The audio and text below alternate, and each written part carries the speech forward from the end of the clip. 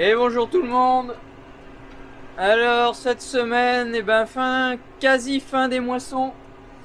Il nous reste 1 hectare d'avoine, l'hectare d'avoine qui est toujours pas mûr, mais bon, on va lui laisser la fin de la semaine et puis on s'occupera de ça. Ça reste 1 hectare d'épeautre et puis les 4 hectares et demi de lupin. En attendant, on fait un peu de foin. Allez, on parle de ça tout de suite. Alors, on fait des deuxièmes, des troisièmes coupes. Donc on avait un petit peu, enfin même pas mal d'avance d'herbe, donc plutôt que de la gaspiller, et comme on sait pas de quoi l'avenir sera fait, on refait un peu de foin. Il y a pas mal de marchandises. Et là, je suis en train de presser les pailles de régras.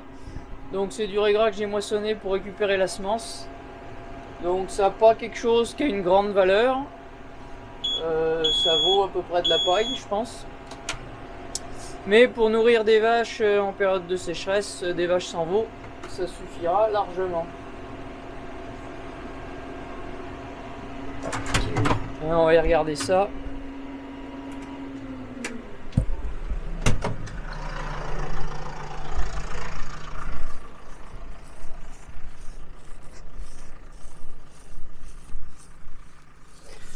Donc c'est très grossier, hein. Bon, il y a un petit peu de trèfle dedans, mais bon, ça va pas remonter la valeur à un point astronomique. Donc on a récolté la semence dimanche. On est aujourd'hui mardi. Ça a pas mal rendu, et puis il va y avoir pas mal de bottes, je pense.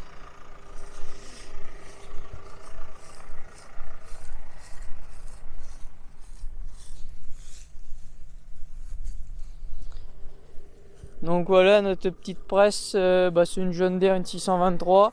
Alors ça lui manque les capots sur le côté là parce qu'on a eu un petit souci. Ça va pas se voir, mais on a là la charnière de la porte qui s'est dessoudée, donc il a fallu faire une opération. Et comme c'est pas trop visible avec les capots, on les a laissés démonter pour surveiller ça, voir si ça tient. On s'est réparé depuis un moment, ça a l'air de tenir. Voilà, donc dans des prairies naturelles, du foin qu'on peut appeler du Urguin, que ça a été pâturé. Et puis il me restera plus après que la partie dactyle, trèfle violet, luzerne, où là ça va être la troisième coupe. Et là ça va être du foin pour les brebis qui va être extra. On va regarder ça plus tard. Alors, pressage avec le 6100M.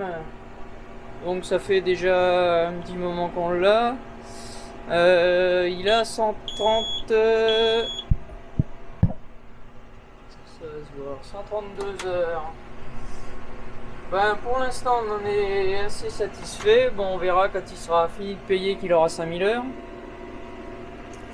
Mais dans l'ensemble, plutôt pas mal. Une super visibilité. Et puis un confort qui est quand même assez appréciable. Donc voilà, je vous fais une petite présentation rapide, je reviendrai dans les détails.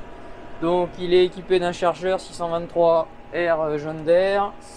Il est en boîte Power Quad Plus, la bonne vieille boîte ordinaire de chez John Deere que tout le monde connaît, monolevier mécanique, distributeur, 3 distributeurs électriques.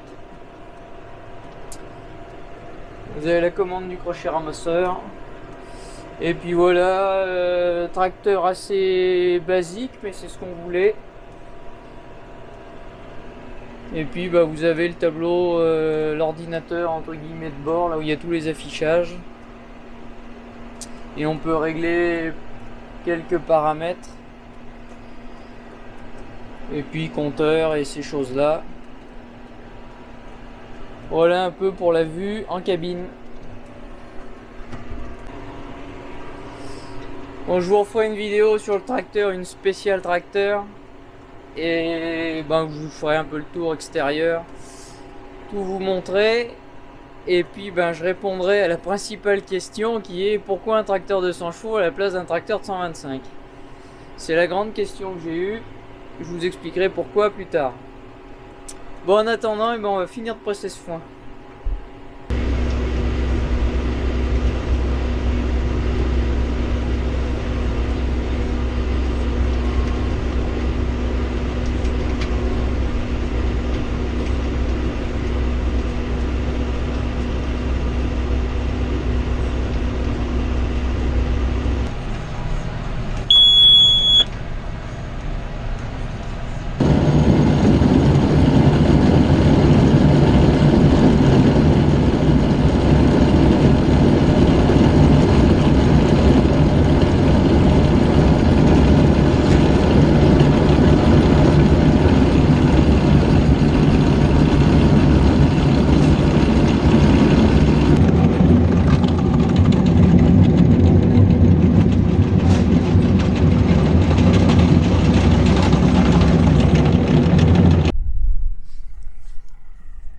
Alors, la dernière parcelle de foin, ce que je vous disais, dactyle trèfle violet. Donc on est sur la 3e coupe.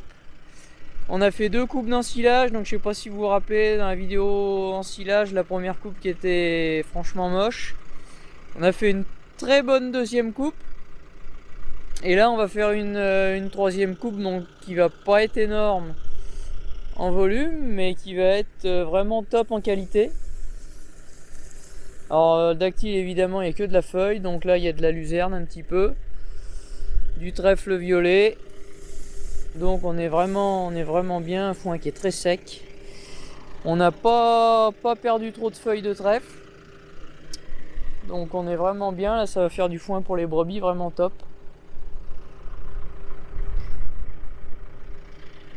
Donc en fait on a fauché samedi, fané tout de suite dans la foulée et endainé hier lundi matin de bonne heure, juste après la levée de la rosée. Et puis on a laissé sécher ça, ça fait une grosse journée en andin. Bon, avec le vent ça a bien séché, donc on est bien là.